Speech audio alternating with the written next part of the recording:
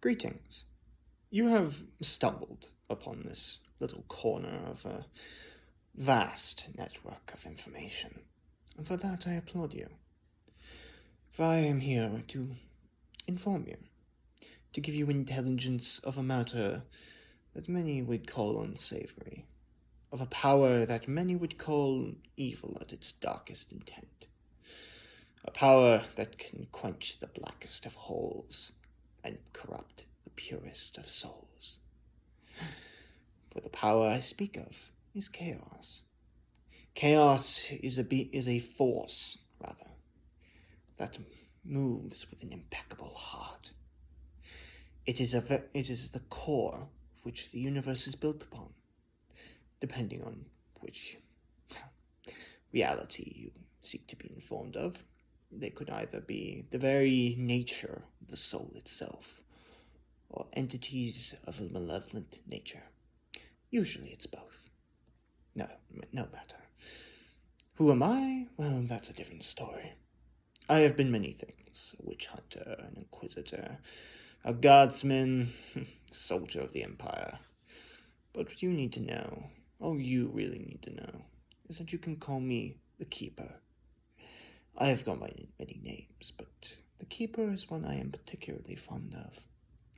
I am here to inform you of the powers of chaos, as I stated before, but in specific, two of the more, let's call them obvious gods, or rather, the more blunt ones. I speak, of course, of the Lord of Skulls, and She Who Thirsts, or, in layman's terms, although this is a great way to summon them to your place, Khorne and Slaanesh. To any Eldar out there, please do not repeat that. I do wish to have you listen in. Perhaps you can learn something. Your race certainly hasn't tried over the last, 10,000 years. Well, I suppose that depends on the time that you're watching this, doesn't it? But I digress. We are here to visit an ancient tome, a tome that many have forgotten, a tome that has set the building blocks for what the truest definitions are. The first tome to speak of the beings of chaos. And what is this tome, you may ask? It's simple. It is the tome Realm of Chaos, Slaves, Darkness. A rather ancient book, from aeons ago, crafted for when the Eldar were still young. When the Old Ones had just arrived. Actually, no. Before the Old Ones had even been given a mouth and the magics to create their lands. Before the Lizardmen were turned into the automata that they are now, or rather, made into the automata. Before the Necrontyr slew their gods, this tome existed, although no faction bore any acknowledgement, in fear of the power they would unleash. I shall now tell you the contents of this book. But before I move on to the two main stories, one of an empire, well, I suppose it depends on the time period. But for this one, he is of the Empire, of course. However, before I forget, apologies for the stumbling. It's been a while since I've interacted with sentient beings that don't have three mouths. I mean, of course, the story of two brothers, one of Khorne, one of Slaanesh.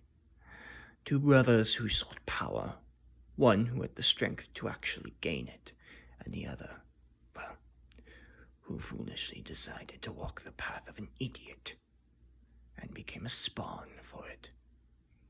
But before I do that, before I get to any of those details, I shall now tell you a small story. Story of an inquisitor, if you'll allow me. Excuse me. Inquisitor Thrax cleared his throat and dictated the last section of his report. The mutants have been eradicated throughout the chapter.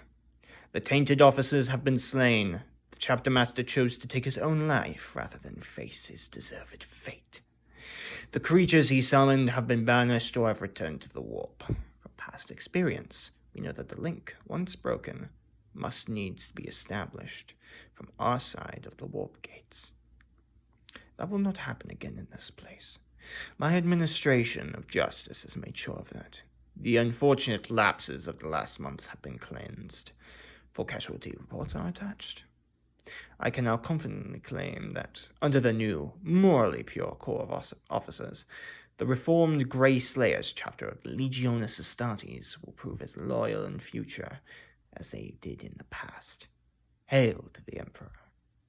Thrax, Inquisitor Ordinary, this day of etc., etc., make a good copy and then return so that I may seal the dispatch. Yes, Lord Inquisitor. Thrax sat down at the former chapter master's desk. He had a mind to keep it for his own. The workmanship had a certain naive charm. The inlay work was particularly fine for a backward world. Such intricate patterns, such pleasing arrangement of woods and tech plastics. One could almost believe that it all meant something. His finger idly traced it across the surface, following the line of a swirl and loop. In the war place, something stirred. Its name had almost been used. Soon the word would be used, and the way opened. The summoning was happening. It could feel the drawing together of power and intent. Thrax was thinking hard, and now his finger barely moved. The chapter master had been weak, a fool. But the power he had tapped, properly used in the service of the Emperor, could it not make him the best, the greatest of all Inquisitors? His finger moved across the desktop again, following the inlay. Soon, Thrax reached the end of the tech plastic line. He half turned towards something in the corner of his eye, and then he knew. Now! There was a knock at the door. The scribe had returned. Inquisitor Thrax, I have the copy of your report, Lord. His voice filled with doubt. Inquisitor Thrax, my lord. In a rush of mandibles and heaving flesh, Inquisitor Thrax feasted. A pretty good ghost story, don't you think? I joke, of course. This is the tales of which I wish to regale you. A cautionary tale, if you will. Do not underestimate the power of chaos. You may think yourself incorruptible, but look at these fools. They may have been men once, and who thought the same. Inquisitor Thrax surely did. Do not underestimate it, or it will cost you your soul.